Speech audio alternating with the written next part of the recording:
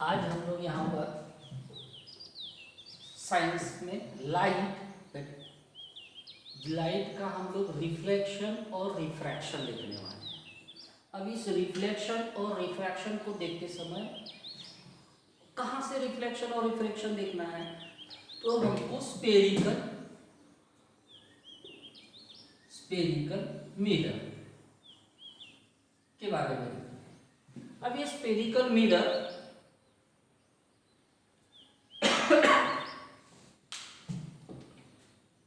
ये कर्व्ड होंगे, either inward और आउटवर्ड। तो ये जो इनवर्ड और आउटवर्ड होंगे उस हिसाब से इनके नाम में। इसको हम बोलते हैं कि ये हमारा लाइट इधर से इंसिडेंट होने वाला है, ये जिस तरफ से लाइट इंसिडेंट होने वाला है उस तरफ इनवर्ड हो गया, तो ये हो गया यहाँ पर क्या, केव तैयार हो गया, इसलिए इसको हम बोलते हैं कॉनकेव मिरर। और ये जो है ये इस प्रकार से वैक्सीन तैयार हुई, इसका मतलब इसको हम बोल रहे हैं कि कॉन्वेक्स मिरर। दो प्रकार के मिरर्स, कॉनकेव मिरर और कॉन्वेक्स मिरर। दो मिरर हम लोग स्पेरिकल यहाँ पर देखेंगे, कॉनकेव मिरर और दूसरा कॉन्वेक्स मिरर। दो मिरर हम लोग पढ़ेंगे। अब ये कॉनकेव मिरर, कॉन्वेक्स मिरर क्या प्रकार है, हम लोग उसको डिफाइन भी कर सकते हैं। कॉन्वेक्स कहा जिसको इनवर्ड कर्व है, कॉन्वेक्स कहा जिसका आउटवर्ड है। अब इसके हम लोग कुछ टर्मिनोलॉजी जो इंपॉर्टेंट बातें हैं वो देखेंगे यहाँ पर। तो ये जो सेंटर ऑफ द कर्व होता है, इस कर्व का जो सेंटर है इसको हम बोलते हैं पोल। उसके बाद में ये जो centre of this curvature, centre of this curvature, इसको हम बोलते हैं centre of the mirror, centre of the curvature, इस प्रकार से बोलते हैं। ये जो है ये इसको हम बोलते हैं फोकस। अब ये फोकस क्या है, तो यहां से जाने वाली जो भी पैरेलल रेज होगी, ये सारी पैरेलल रेज इंसिडेंट होंगी on the mirror and then get reflected through this point and that point is called as focus। इस पॉइंट पर सभी के सभी कॉन्सेंट्रेट होंगे, कन्वर्ज होंगे, इसलिए हम इस मिरर को कन्वर्जिंग मिरर भी बोलते हैं। कौन सा मिरर, कन्वर्जिंग। क्यों, तो सभी के सभी रेज कहाँ से रिफ्लेक्ट हो रहे हैं, एट द फोकस, इसलिए इसको हम कन्वर्जिंग रे। उसके बाद में ये जो डिस्टेंस होगा यहां से लेकर यहां तक, ये space, that is the diameter of this curved mirror is called as the aperture। इसको हम aperture बोलते हैं। और ये जो aperture होगा, ये aperture इस रेडियस से छोटा ही होगा, यानी जो length of aperture is always less than the this distance called as the radius of curvature। उसके बाद में एक और इम्पोर्टेंट बात यहाँ पर कि जो फोकस होता है, ये फोकस से लेकर यहाँ तक का जो डिस्टेंस होगा या यहाँ से यहाँ तक का डिस्टेंस होगा, इसको हम बोलते हैं फोकल लेंथ। फोकल लेंथ ये बहुत इंपॉर्टेंट है, ये इसमें हम लोगों को बार बार यूज करना पड़ेगा इस चैप्टर में हम लोगों को। तो what is focal length? The distance between the focus and the pole is called as the focal length and it is always denoted by small f. The distance, this small f is always is equals to radius of half of the radius of curvature, half of the radius of curvature। तो ये हो गई हमारी terminology. हम लोगों को reflection और refraction देखना है, तो सबसे पहले हम लोग रिफ्लेक्शन देखेंगे मिरर से। मिरर हम लोग कौन से यूज करने वाले हैं, स्पेरिकल। स्पेरिकल में दो प्रकार, कॉनकेव एंड कॉन्वेक्स। छोटे छोटे टर्म्स हम लोगों ने यहाँ पर यूज किए, what is mean by the focal length, what is mean by the focus. एक और रह गई, इसको ये जो एक्सिस होता है passing through the point P and C, this is called as a principal axis. तो principal axis, focus, center, focal length, ये हो गया हमारा total terminology of this chapter. अब हम देखेंगे reflection of light from the mirror. depending upon the nature of the incident ray, depending on the nature of the incident ray, how the ray is to be reflected, ये हम लोग यहाँ पर पढ़ेंगे। तो सबसे पहले हम लोग देखते हैं, चाहे वो कॉन्केव मिरर हो या कॉन्वेक्स मिरर हो, इसमें ये प्रिंसिपल एक्सिस हो गया। जब भी रेज पैरेलल आएंगे, मैं एक ही रे लेता हूँ यहाँ पर, ये जो रे है ये इंसिडेंट हुआ on the surface which is parallel to the principal axis, it always get reflected from the focus, focus से रिफ्लेक्टेड होगा। इसी प्रकार से यहाँ पर भी अगर हम देखते हैं द रे, ये प्रिंसिपल एक्सिस, रे पैरेलल है, हमको लगेगा कि यहाँ पर फोकस है, तो ये यहाँ से फोकस की तरफ जाने की कोशिश करेगा, लेकिन यहाँ पर ये हो जाएगा इस प्रकार से, इस प्रकार से होगा। इसका मतलब ये रिफ्लेक्टेड इधर हुआ है, ये हम लोग इसको पासिंग थ्रू द फोकस ही बोलेंगे इसको। यहाँ सेंटर की बात अगर हम लोग करते हैं, ये सेंटर हो गया। अब इस सेंटर से जैसे यहाँ पर हम लोग, तो ये नॉर्मल हो गई इसको, यानी ये हो गया हमारा एंगल ऑफ इंसिडेंट, ये हो गया angle of reflection.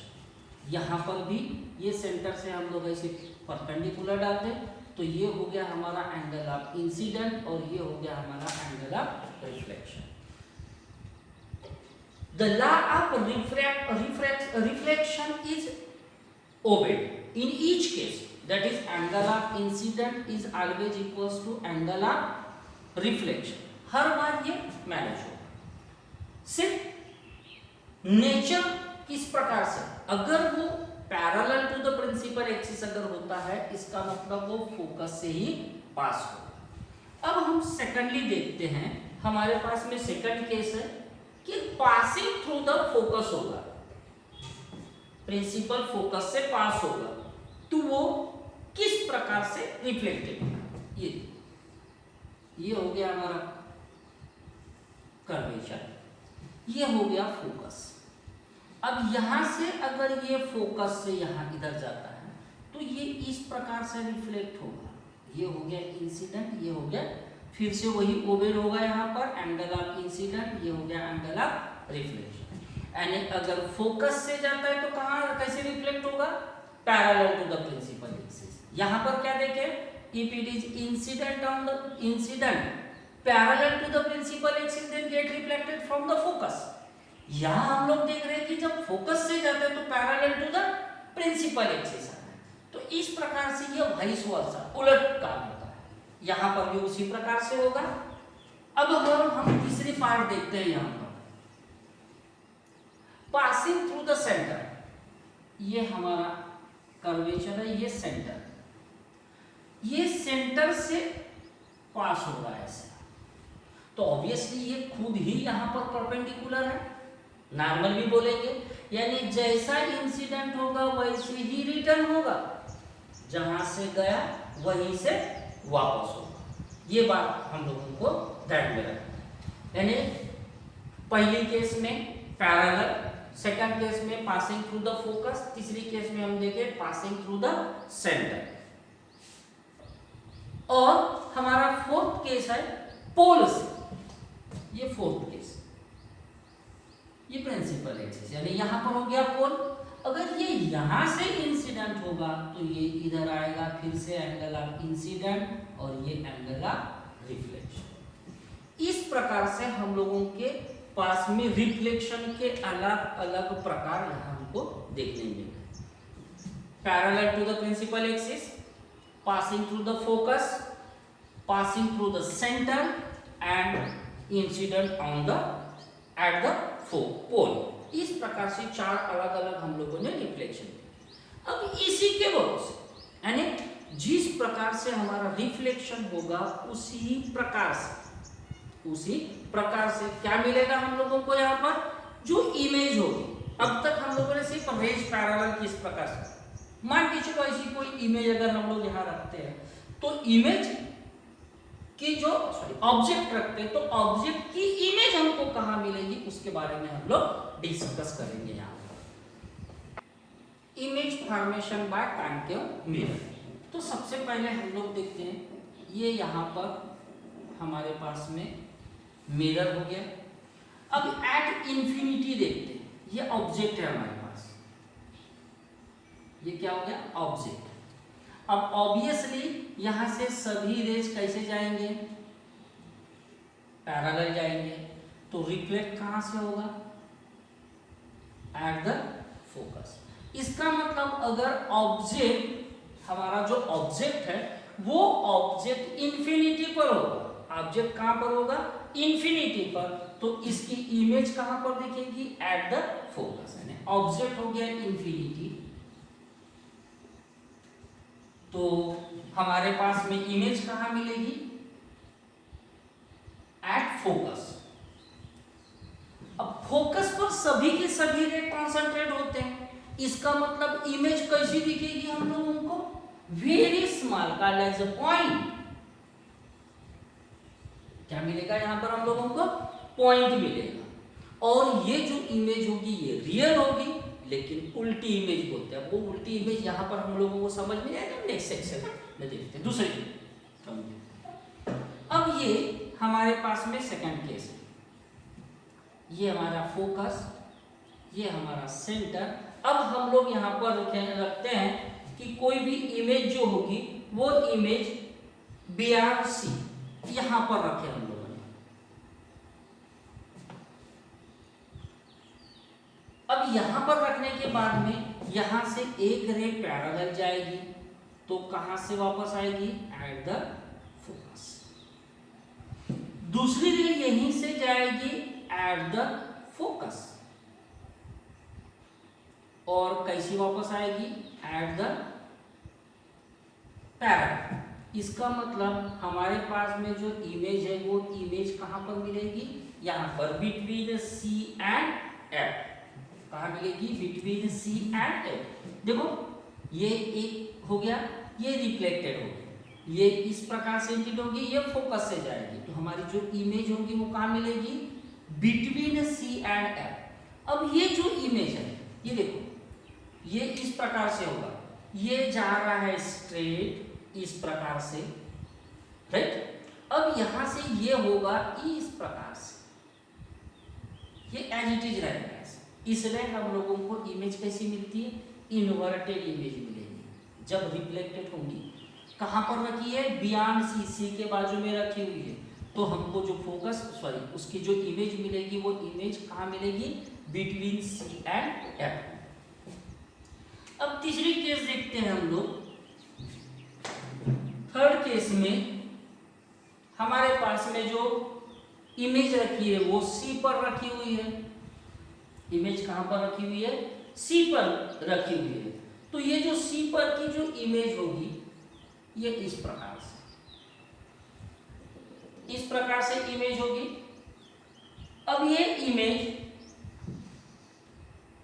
C F एक तो पैरेलल जाएगी जो फोकस से वापस आएगी, एक रे फोकस पर जाएगी और वहां से इधर वापस आएगी। तो ये जो इंटरसेक्शन हमको कहाँ मिल रहा है, यहाँ पर इमेज कहाँ मिल रही है हम लोगों को, बियॉन्ड सी, एट सी अगर रखते हैं हम लोगों तो बियॉन्ड कैसे मिलेगी, सी।